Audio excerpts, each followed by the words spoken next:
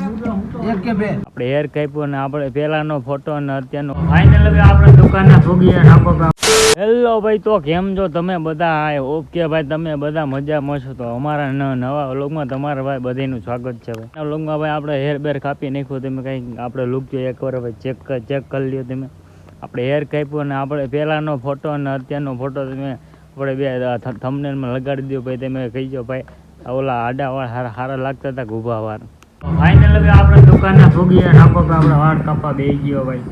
રાકા ભાઈ આપણે વાળ આવી છે, વાળ બાર કાપી નાખી. વાળ બાર કાપીને મળી ભાઈ આપણે અત્યારે વાળ બાર કાપીને આપણે દુકાને જ આવી છીએ ભાઈ.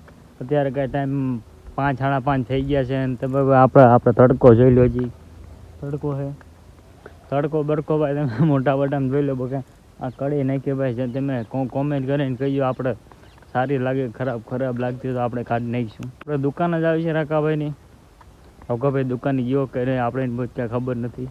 હમણાં ભાઈ 2-3 દી પછી 14મી એપ્રિલ છે. આપણે 14મી એપ્રિલ આપણા ગામનો વ્લોગ ઉતારીશું. આપણે ગામમાં ભાઈ ત્યારે બેરી કેવું કરીએ ભાઈ.